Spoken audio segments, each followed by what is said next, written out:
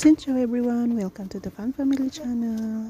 For today's video ay maglilinis naman tayo at ayan na nga, inumpisahan ko dito sa may likuran ng sofa namin dahil ang dami nga talagang hinulog ni Baby Wangbon dito at hindi pa nga kaya itong walis na ginagamit ko, kaya ayun, kumuha ko ng sungkit para masungkit ko yung nandun sa dulo dahil mabigat din kasi itong sofa dahil mayroon storage ito dito sa baba, ay puro books yung nakalagay dyan at saka mga anik-anik.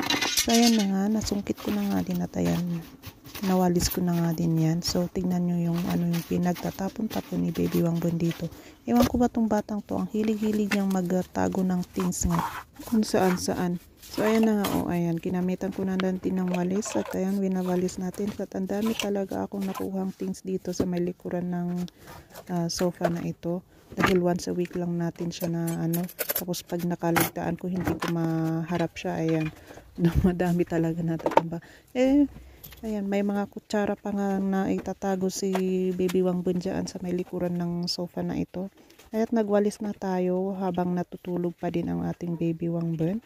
At maya maya ay magigising na din. At habang ako ay naglilinis dito ay nakasalang na din yung ating labahin. At yung mga estudyante ko naman ay nasa school pa din. At ayan na nga, naghuhugas na nga din pala ako ng pinagkapihan namin kaninang umaga at yung pinagkainan ng mga bata. Ayan, ito yung karaniwan na ginagawa ko everyday pag may pasok yung mga bata. Kahit wala naman din pasok ay ganito din naman yung ginagawa ko. Dahil pagka 6 kasi ng umaga ay nakikigising din ang Baby Wangbon natin sa atin. At ayan, pagkaalis naman ng mga atin niya ay bumabalik naman siya sa pagtulog, kaya pinapatulog ko siya. So pagkatulog naman niya ay saka ko ginagawa yung mga things na kailangan kong gawin. Ayan, kanina pala ay naisalang ko na itong na sunroksan ko na itong CR na ito at binas brush ko, pero dinip ko lang siya saglit, iniwan ko siya. Kung pagkatapos kong maghugas saka ko na lang din binanlawan. So ito, pagkatapos ko naman dun sa loob ng bahay ay lumabas naman din ako dito sa may labasan dahil natapos nga din. Ayan, sakto naman din gumising ang ating Baby Wangbon at binigyan natin siya ng wafer. Ayan, nagmemerienda na din at pinakain ko nga din pala ang Baby Wangbon natin kanina, kaya ito nagbaba na naman ang Baby Wangbon natin. Ayan, diba? So ganito yung usually na ginagawa namin dito sa bahay. Ayan, hindi rin ako everyday na nag-vlog, kung daily vlog din wala, mauumay kayo sa nakikita nyo kasi most of the time dito lang naman kami sa bahay at ito lang naman lagi yung aking ginagawa na nagbabantay kay Baby Wangbon at yung naglilinis dito sa bahay. At ayun, may kaunting tanim-tanim din ganyan. So ayan, laging nakabantay itong si Baby Wangbon natin dahil wala naman tayong kasama dito sa bahay. So ayan, kung buti na nga lang din ngayon at nagpaiwan si Baby Wangbon dito sa may trolley niya. Kabibili ko nga lang din pala itong trolley kahapon, kaya nilabhan ko siya kanina. Ito yung unang nilabhan ko kasi ang lakas ng araw, kaya ayan, ang bilis matuyo. Kaya kasi manipis lang naman siya, so mabilis siyang matuyo. Hanger naman na tayo. Ito yung second ko na to. Mayroon pa yung mga ibang, yung last batch ng damit.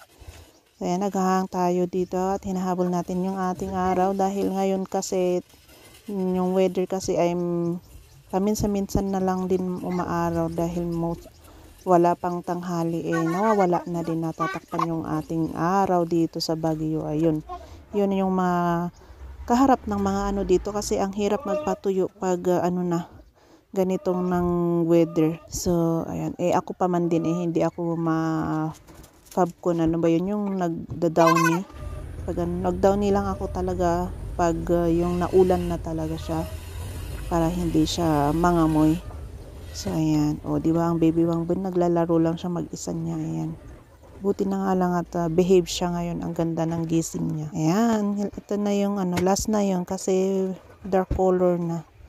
Ayan, at hinahang natin dito sa labas, pero ganun pa man ay hindi ganun kalakas yung araw ngayon kasi natakpan na, hindi gaya kanina. Ayan, pagkatapos naman natin maglaba dun sa labas ay pumasok naman tayo at tayo ay magluluto. Ayan. Ganyan naman lagi yung ginagawa ko. Ayan. Kasi pagka 11:30 kasi yung uwian ng mga bata. So, ayan. Kumain naman na tayo. At ito naman yung hapon ito. Dito naman ako nagbisi-bisihan dito sa may labas dito sa my garden ko. Ayan. Oh. At na-flatten ko lang ito para medyo maganda tignan. So, ayan. O, diba? Wala naman ibang kagawan nito kundi ako lang. So, ayan. Para-paraan lang din. Buti na lang at may naiwan na semento dito. So, ayan yung ginawa ko. Pa-flatten ko na lang siya pag meron na tayong mabiling semento dito.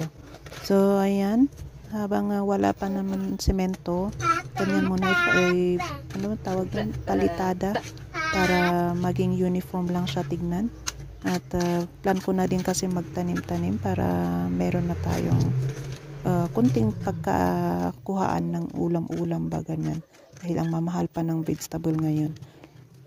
So ayan, andyan nga din pala sa gilid si Baby Wangben, naka-trolley lang din, binaba ko yung trolley niya dyan. At ayan, nag-iingay-ingay nga din siya, ayaw niya matulog.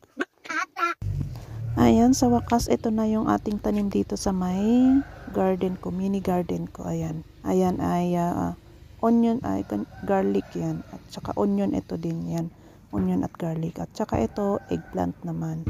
Ayan, o diba? Maganda yung may tanim-tanim at ayan ang kamatis ko naman dito sa may kabila. Sa nakapaso-paso sila. Ayan, may sili din naman tayo. Ayan, at yung nag-ano na ng bulaklak. At hanggang lamang dito. Salamat sa panonood. Bye-bye!